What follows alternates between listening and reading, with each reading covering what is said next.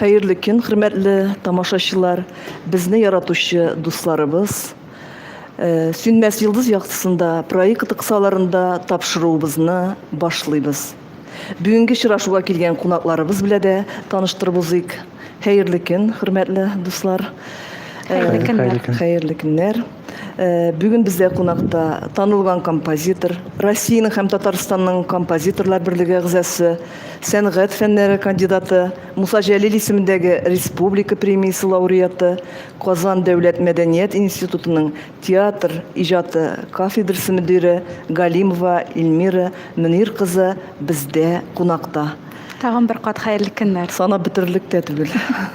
Шулай ук безнең танылган композитор, Муса Җәлил исемендәге республика премиясе лауреаты, Кәрим Тинчурин театры камера оркестрының баш дирижеры һәм сәнгать җитәкчесе Ильяс Фәйзрахман улы Камалов та бездә конакта. Сезгә инде иң беренче чиратта рәхмәтләремне белдерәм. Сез бит инде бик эшлекле иҗат кешеләре. Вакыт тауып шушы очрашуга килгәнегез өчен бик зур рәхмәт. Бүгенге очрашуда без әлбәттә татар театрына нигез салучыларның берсе Кәрим Тинчурин һәм музыка сәнгатенә нигез салучыларның берсе Салих Сәйдәшев, бер-берсен тулыландыручы һәм үстерүче ике бөек шәхес турында сөйләшәбез. Һәм әлбәттә инде сезнең дә иҗат уңышларыгыз турында гәп куертырбыз. İlyas Efendi, sizin rüksat bilen kilgen konağımızga sözünü birsek rıza bulursunuz diye buyluyum. Elmira Münir'in siz indi bizning teatrımızın yakın dostu desek de hiç yalgış bulmaz şulay bit. Biz sizin bilen icadi dostlukta yaşayız. Mine Кәрим Тинчуринның 130 еллыгына багышланган юбилей ишараларын искә төшерсәк, без сезнең белән уртак проект тудырган идек. Ул инде безнең Сөнмәс Йылдыз яктысы дип аталган проект булды. Шулай бит, сез әлбәттә шушы проектны башлап йөрүчеләрнең берсе, оештыручыларның, уздыручыларның берсе булдыгыз. Без инде анда кунак кына булдык дисәк тә һич ялгыш булмас. Менә бу зур чара Россия күләм фәнни гамәли конференция ул безнең тел әдәбият һәм сәнгать институтында узды. Шушы елларга кайтыйк әле. Менә бик матур узган иде ул. Сүз сезгә. Шуннан да безнең Кәрим Али улы Тинчуринның тиздән инде юбилей якынлаша, ләкин без инде аның 2017 елның 14 сентябрьдә аның 130 еллыгын бик зурлап билгеләп үткән идек. Һәм ул вакытта мин әлбәттә Галимҗан Ибраһим исемендәге тел әдәбият һәм сәнгать институтында театр һәм музыка бүлеге мөдире булып эшлидем. Шуңа карамастан инде без сезнең белән шушы уртак проектыбызны башлап җибәрдек тә һәм аның шушы нәтиҗәсе буларак программа кысаларында бик кызыклы темаларга кузгалган идек ул вакытта. Әлбәттә инде фәнни тикшерүләр уздырган идек. Әлбәттә инде безнең мирасханәдә сакланган материалларны тагын бер күз аллап чыккан идек. Шуны да әйтергә кирәк, сезнең театр тарафыннан оештырылган күргәзмә дә материаллары да бик матур җыйналып безнең шушы фәннәр академиясының фойесында иҗатына багышланган иде ул күргәзмә. Һәм программаның кысаларына килгәндә, анда инде әлбәттә Кәрим Тинчуринның иҗаты, драматургиясе, аның актерлык осталыгы һәм әлбәттә шушы әле дөньяга чыкмаган әсәрләре дә барлыгы турында сүз куертылды бит инде, фәнни яктан анализланды. Һәм минем инде бары тик Фәннәр академиясының җитәкчелегенә һәм әлбәттә безнең ул вакытта һәм хәзердә инде институтыбызның директоры Ким Мөгаллим улы Миңнуллинга зур рәхмәтемне белдерәсем килә, чөнки алар чыннан да һәрбер шәхесне безнең татар милләтен милли шушы иҗатыбыз милли музыкаль яктан һәм драматургия ягыннан күп хезмәтен, саллы өлешен керткән шәхесләребезне бер кашан да читтә калдырмыйча зур басмалар чыгарып, менә әле китапны да мин бүген тапшыруга алып килдем. Бу басманы да менә шушы институт тарафыннан бастырылган иде. Монда инде бик кызыклы мәкаләләр һәм әлбәттә аны инде укыган саен укыйсы килә, монда чыннан да күп кенә кызыклы фактлар ачыла. Яхшы, зур рәхмәт. Сез шуннан да тыңгысыз жан дисәм һич ялган булмас. Менә әле сез күптән түгел генә инде тагын яңа вазифага күчтегез, шулай бит, җаваплы эшкә. Анда күчеп өлгермәдегез. Безне тагын сез шундый зур проектка чакырдыгыз, каярда өлгердегез. Без шулай ук зур шундый проектта катнаштык, күргәзмә белән. Менә ул турда да әйтеп үтсәгез иде. Чыннан да менә театрдан нишләптер минем тормышым хәзер аерылгысыз. Композитор булсам да менә Ильяс әйтер, нигәдер мин шушы театр юнәлешендә эшли башладым һәм бүгенге көндә дә Казан дәүләт мәдәният институтында театр иҗаты кафедрасын җитәклим һәм эшкә күчү белән шулай туры килде. Мин февраль аенда анда эшкә күчтем, ә март аенда инде безнең театр атналыгы булды һәм ул зур чарада атна буена студентларыбыз әзерләгән спектакльләр, мастер-класслар, лабораториялар һәм күргәзмә театр атналыгының ачылу тантанасы, ябылу тантанасы һәм шул кысаларда сезнең театрдан килгән күргәзмә дә бөтен безнең Татарстан Республикасында килгән кунакларыбызны таң калдырды. Чөнки экспонатлар бик бай иде. Розалия апа инде безнең һәрвакытта әзерләнеп, шундый матур экспонатлар белән килеп, безнең чыннан да тамашачыларыбызны сөендердегез. Ерак театрлар республикабызның Минзәләдә бар, шулай бит, Әлмәт. Ерак театрларыбызда килде, Минзәлә театры, Әлмәт театры, Буа театры, аннан безнең Казан театрларыбыз инде, яшь тамашачылар театры, Кариевның театрлары инде бөтенсе катнаштылар әле. Яхшы. Менә сез бит инде Кәрим Тинчуринның тормыш юлын һәм иҗатын тирәнтен өйрәнгән шәхес дисәм дә дөрес булыр. Инде 5 ел узып бара, Эльмира Мөнировна.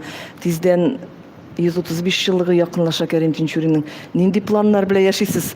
Бәлки тагын уртак проектлар тудырыбыз. Чыннан да 2нче елга юбилей елы булгач, әлбәттә менә хәзер оркестрда бар сезнең театрда, бәлкем ул яктан инде музыкаль программаларда барлыкка килер. Без инде үзебезнең яктан, фәнни яктан һәм театр кафедрасы булгач, студентларга да без үзебезнең хәзер алдан инде максатларыбызны куярбыз дип уйлыйм. Ниндидер постановкалар эшләргә, театральләшкән тамашалар, шушы Тинчуринның иҗатына багышлап һәм әлбәттә бәлки фәнни гамәли конференцияда уздырыбыз сезнең белән бергәләп, әлбәттә уртак проект эшләргә дигән минем хыялым бар. Амин дигән, Худайның амин дигән җиренә туры килсен. Шундый теләктә калыйк. Рәхмәт сезгә тулы эчтәлекле җавап биргәнегез өчен.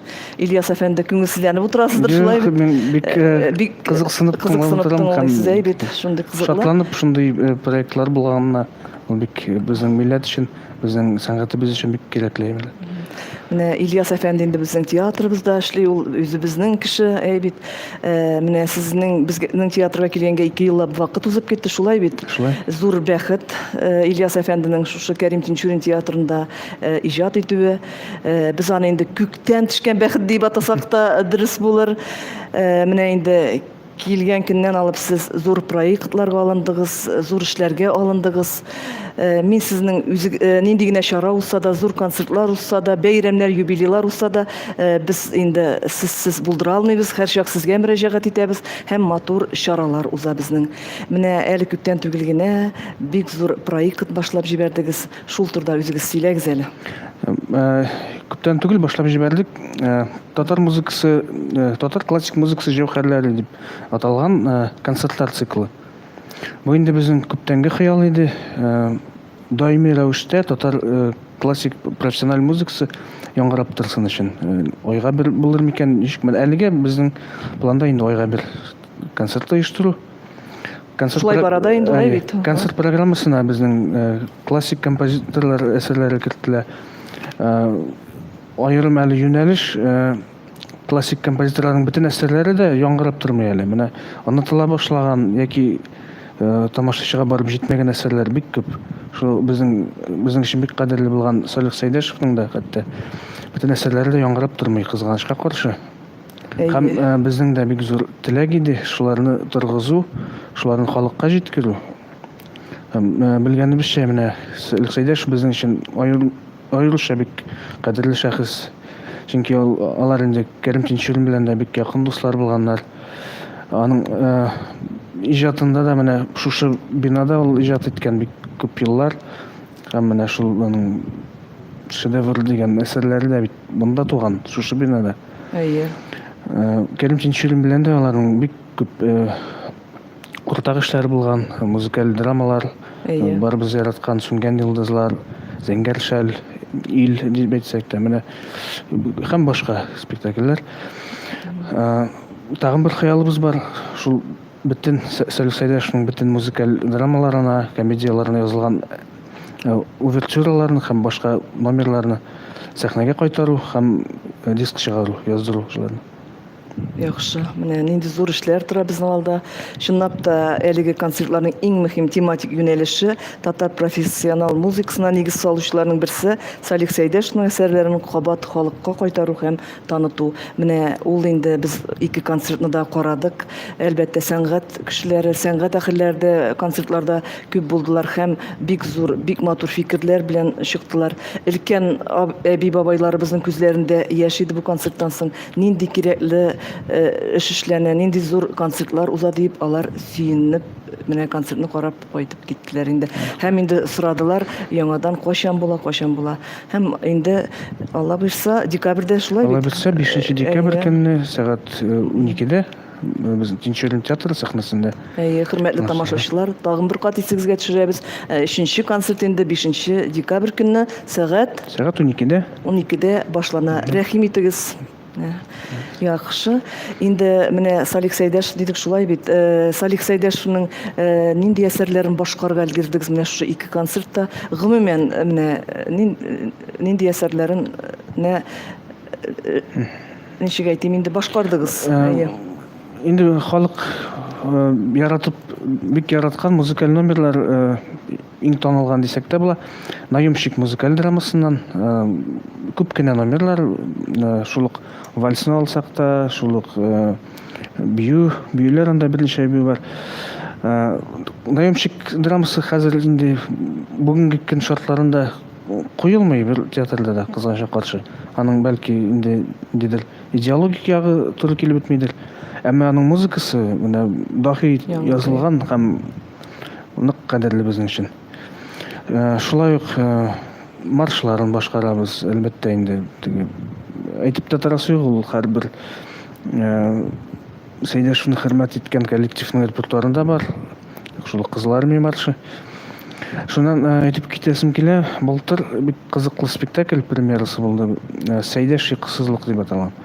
Шунда да без башкардык Сәйдәшнең вальсларын һәм Сокай маршы. Уларның дустының мәрхүм булган дустына багышланган.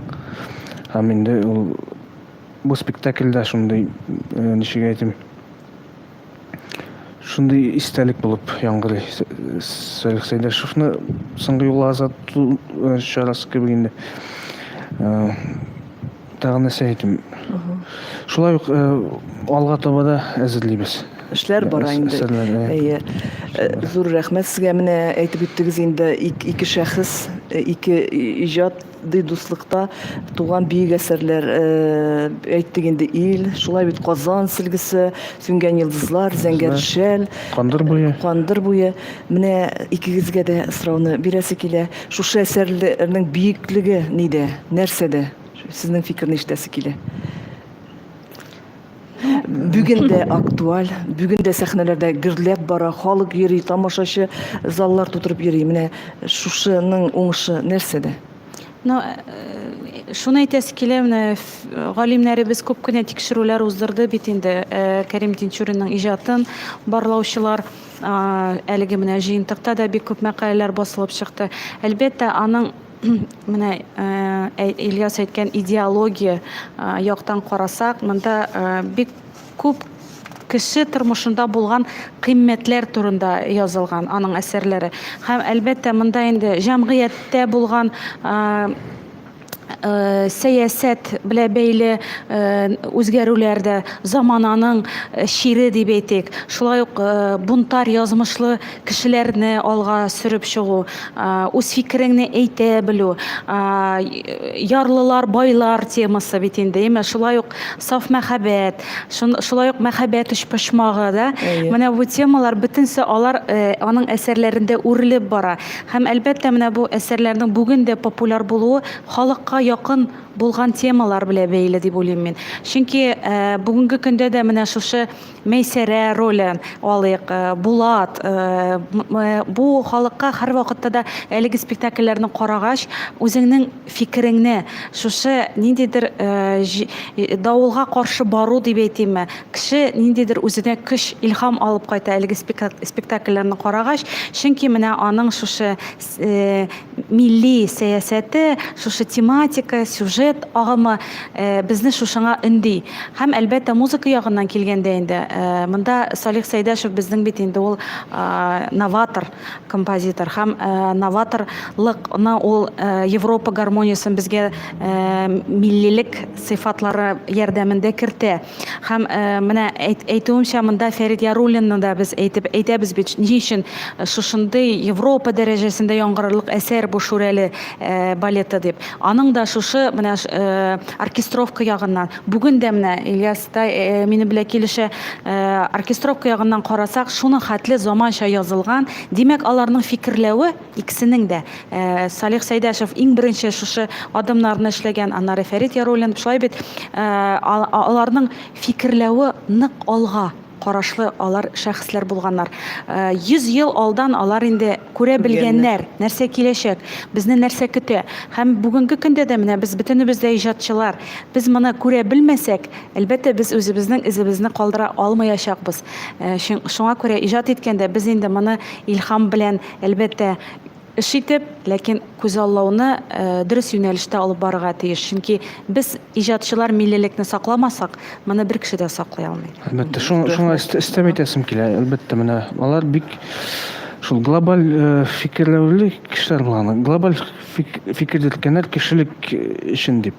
Ләкин шул ук вакытта алар бөтен миллилекне саклап калып, шуны җиткерә алганнар һәм шуның белән дә бик кадерле. Хәзер инде күпмедер дәрәҗәдә сәнгатьтә деградация да бара инде. Ул нинди генә сәнгать өлкәсен алсак та, һәм кешеләр, тамашачылар сусый башлады. Менә чын безнең классик әсәрләр үрнәкләренә.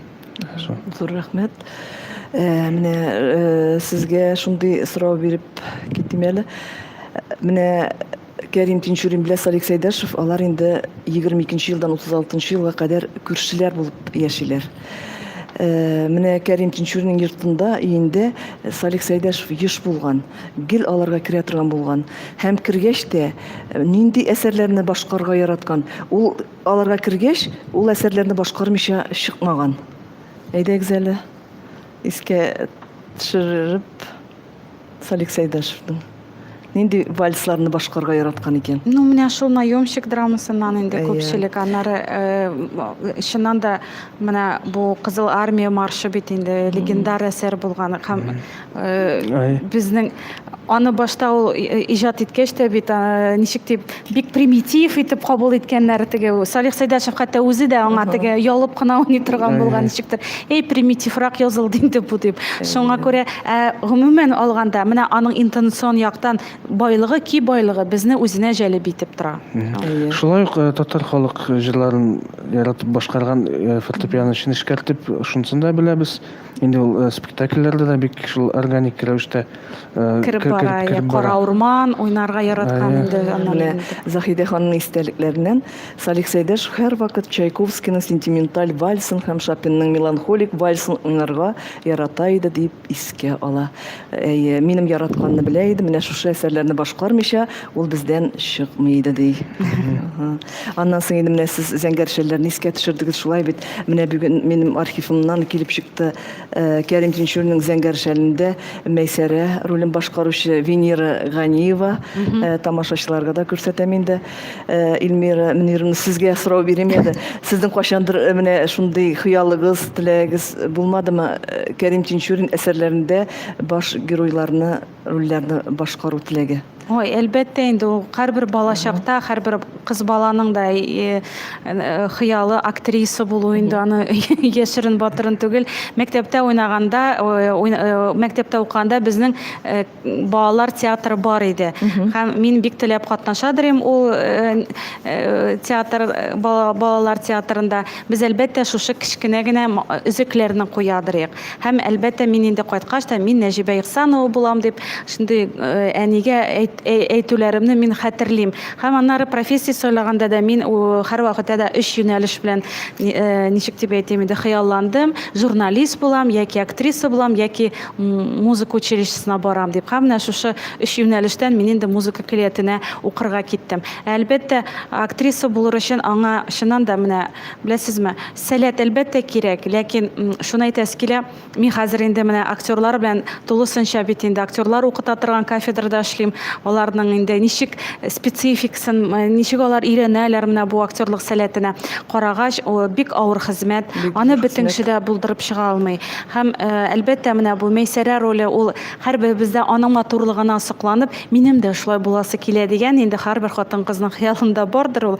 Ләкин мин әйтәм, хәзер мин җитәкче булгач, мин 1 грамда уйный белмим икән дип. Менә мин борчылсам да минем йөземә чыга, сөенсәм дә минем йөземә чыга. Мин уйный белмим хәзер Розалия апа. Кичкенә вакытта ничектер уйналган, ул самимилек булган ниндидер. Хәзер миннән килеп чыкмый.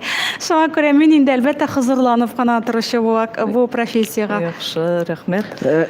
Ләкин менә әйтәсем килә, Эльмира бик күп спектакльләргә бик матур моңлы музыка язган. Ул әле дә бара безнең театрларыбызда һәм шуның белән дә Эльмира театр өчен бик кадерле шәхес. Мин инде нәкъ шул сорауны бирәмен дип уйлыйдым. Аңа кадәр менә Кандырбуй дидек бит инде Кандырбуй бит шушы әсәр бик кызыклы язылган бит, Ильяс, бәлки сез аның тарихын беләсездер. Менә Заһидә ханым истәлекләренә кайтсак инде, Заһидә ханым әйтә, бер көнне Кәрим ди 2 велосипед алып кайтты ди. Мин ди аптырап калдым ди. Буларны кемгә алып кайттың? Бер сүземә, берсе Салихка дип әйтте ди. Икенче алар инде сөйләшкән булганнар ди. Икесе дә җыендылар да ди, районнарга чыгып киттеләр ди. Берәр айлап йөрделәр ди, кайта китә йөрделәр ди инде. Һәм менә бик матур музыкаль әсәр Кандырбуй туды ди. Менә икесенең иҗат җимеше. Инде менә сезгә шуннан чыгып сорау бирәсе килә. Сез бит инде иҗат кешеләре, менә бүгенге көндә нинди проектлар өстендә эшлисез, тагын да яңалыклар, без ишетмәгәннәре, нинди уй хисләр белән, нинди иҗат теләкләр белән яшисез? Менә ки язу, әсәр тудыру сезнең кайларда башкарыла? Менә Салих Сәйдәш белән Кәрим Тинчурин ничек районнарга чыгып киткәннәр? Сез ничек туа ул сезнең? Әйдәгез әле үзегезнең планнарыгыз белән, эшләрегез белән таныштырыгыз тагын бер кат. Кем белер? Менә сезнең бит инде Кылгали, шулай бит, Ильяс әйтеп үтте инде, шуннан да музыка, спектакльләргә музыка язу үзе бер сихри дөнья. Һәм әлбәттә инде менә әйтеп узганымча, теге уйный белмим дисәм дә, актерның сәләтен тоеп эшләмәсәң аңа язып булмый. Шушы җыр булсымы, ариоза булсымы, ария булсымы. Шуңа күрә әлбәттә син ул халәттә яши белергә тиешсең инде композитор буларак. Әлбәттә әсәрләр күп язылды. Минем инде үземнең теге горурланып, ничектер бик якын әсәрләрем Зәйтүнәкәй Кариф театрында бара инде ул. Һәм әйтәле күбәләк менә шушы Габдулла Тукай хикәятләренә нигезләнеп Туфан абый Миңнуллин аның сценировкасын эшләп без шундый әсәр эшләгән идек. Һәм әлбәттә сезнең театрда беренче мәхәббәт комедиясе шулай уңыш белән бара, бүгенгедә һич ялгансыз матур спектакль, шулай бит, халык ярата. Ул гади генә кебек аның сюжеты да, ләкин шундый аңлаешлы, халыкның күңеленә үтеп керә торган спектакль килеп чыкты. Алга таба әлбәттә театрлар белән эшчәнлегемне дәвам итәсем килә. Ләкин менә шу пандемия сәбәпле инде безнең менә ничектер бу эшләр тукталды, чөнки финанс ягы да монда инде кысыла, пандемия булгач акча ягыннан бит инде спектакльне тәэмин итәргә зур чыгымнар кирәк. Режиссерлар инде күбрәк подборкага, компилятив вариантка тукталалар, теге музыканы интернеттан ничектер сайлау вариантына. Әлбәттә, менә безне чакырып, алар без бергә даими эшләсәк, без каршы түгел, без шат кына булабыз. Һәм әлбәттә милли әсәрләр без күбрәк тусын иде. Соңгы вакыттагы язылган эшем ул әлбәттә менә Кол Шәриф операсын язган идем мин. Һәм инде һәрбер композиторның хыялы буларак аны кайчан да булса шушы зур сәхнәгә чыгару, аны кую хыялы белән янып йөрим. Ярар, хыяллар тормышка ашсын дигән теләктә калабыз. Ильяс әфәнде, сезгә, сезнең инде проектлар зур. Әле без белмәгәннәре шулай бит. Әйдәгез. Әлеге вакытта шул әйтеп киткән проектыбыз өстендә эшлим. Яңа оркестровкалар ясыйм инде. Салих Сәйдәшев әсәрләрендә. Шулай ук Салих Сәйдәшев музее белән хезмәттәшлек башларга тырабыз. Анда бик күп кул язмалар бар. Салих Сәйдәшевнең инде басылмаган әсәрләреннән дә бар өзекләр. Менә шуларны торгызып, шуларны сәхнә әсәре итеп репертуарга кертергә исәп. Яхшы, менә зур хезмәтләр алда. Бу менә күзгә күренми торган хезмәт, әмма ул шул кадәр вакытны таләп итә. Мин аны ассызыклап үтәр идем, чөнки мин үзем фән өлкәсендә эшләгәч, галимнәр менә шушы архивларда, китапханәләрдә бик күп вакытларын үткәреп кенә менә шушы инҗе бөртегедәй фактларны җыеп, аны дөньяга чыгару ул бик зур эш. Шуңа күрә Ильяска уңышлар телибез ул яктан. Икегезгә дә уңышлар телибез. Сез искиткеч талантлы шәхесләр, күп кырлы талант ияләре. Ильяс әфәнденең инде безнең театрыбызда да шулай бит музыкаль бизәлеш ягыннан булган әсәрләр сәхнәдә зур уңыш белән бара, аларга да тукталыйк әле. Аларын ничек әйтим? Тулырак. Узган елны менә 2 премьера булды безнең. Берсе Полиционер дигән Илгиз Зәйнев әсәре буенча комедия инде. Шуңа музыка яздым һәм Утка ашкан күбәләктәй дигән драма. Нәбирә Гыймәтдинованың Тәслимә инсценировкасында.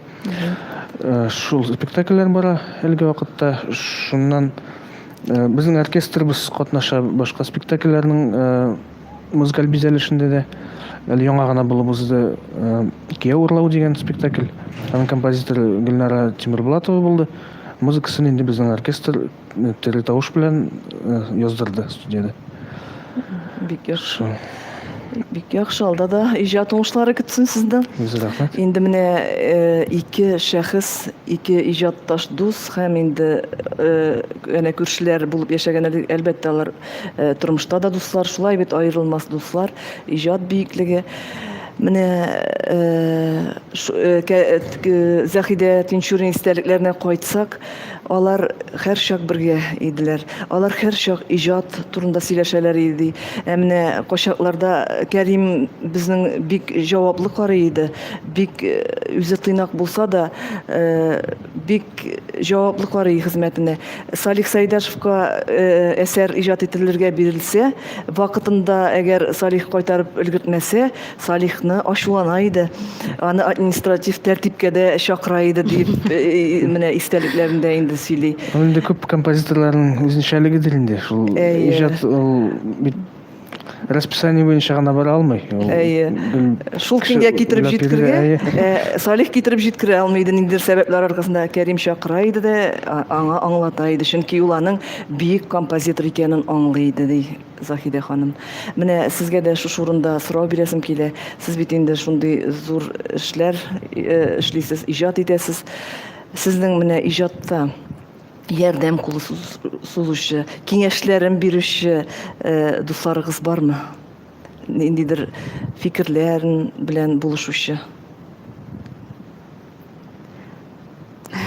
Безнең иҗат дуслары күп булгач, мин уйланып та калдым. Без ничектер барыбер менә һәрбер чорның үз вәкиле була бит инде. Алар үз чорында замандашлар булганнар бит инде, аралашканнар, ничектер бергә бер фикергә килгәннәр. Әле Ильяс белән шактый бер 5 ел элек сөйләшкән эпизод искә төште. Аны күргәч, чыннан да ул вакытта Ильяс консерваторияны тәмамлыйдыр, укыйдыр.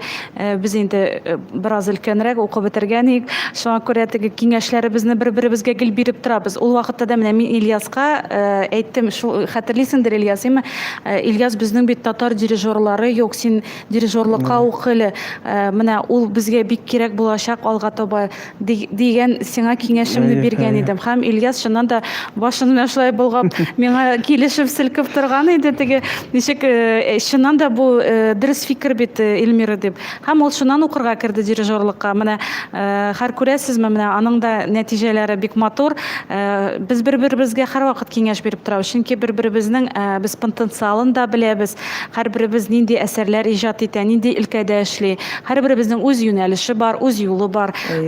Без замандашлар, яшь буын вәкиле, ләкин әлбәттә безнең һәрберебезнең керткән өлеше тарихта калачакмы, юкмы, аны вакыт билгели. Һәм моңа инде бик фәлсәфи карарга кирәк дигән уйда мин. Мин сезне белеп чакырдым бит шулай. Сезне шундый дуслык, иҗади тандым шулай бит. Зур рәхмәт сезгә. Сез чыннан да талантлы, татар халкының асыл улы һәм кызы. Сез ничектер характерлар белән яшаган. Сез затлы, зыялы, зәвыклы, мактанмыйсыз. Үзегезне күрсәтер өчен ясалмалык кулланмыйсыз, шапырынмыйсыз. Үзегез сызган иҗат юлыгыздан матур гына алга барасыз. Татар халкының бийеклеген күрсәтүдә зур эшләр башкарасыз. Кыскасы, халкым дип янып яшисез. Шушы урында Габдулла Тукайның шигырь юллары менә күңелгә үтеп керә. Татар бәхете өчен жан атармын. Татар бит мин, үзем дә чын татармын. Бу сүзләр сезгә бик тә туры килә. Менә бүгенге очрашуга килгәнегез өчен сез бик һәр вакыт эшегез күп шулай бит. Вакыт табып килгәнегез өчен зур рәхмәтләр җиткерәм. Бер очрашуда гына бар нәрсәне дә сөйләшеп булмый шулай бит. Алда очрашулар насыйп булсын. Һәм инде очрашуның истәлеге итеп сезгә кичкенә генә бүләкләр тапшырырга рөхсәт итегез. Ой, рәхмәт, рәхмәт. Һәм инде бүгенге шундый очрашуыбызны матур шигырь юллары белән тәмамлыйсым килә. Раушан көзгең тарта театр, халык рухын киләчәккә илтер, бик күпләрне әле уятыр, йолдызларың синең театр, сүнмәс йолдызларың, назлы кияүләрең, Казан сөлгеләрең, зәңгәр шәлләрең. Рәхмәт. Рәхмәт. Үзегезгә бик зур рәхмәт чакырганыгыз өчен.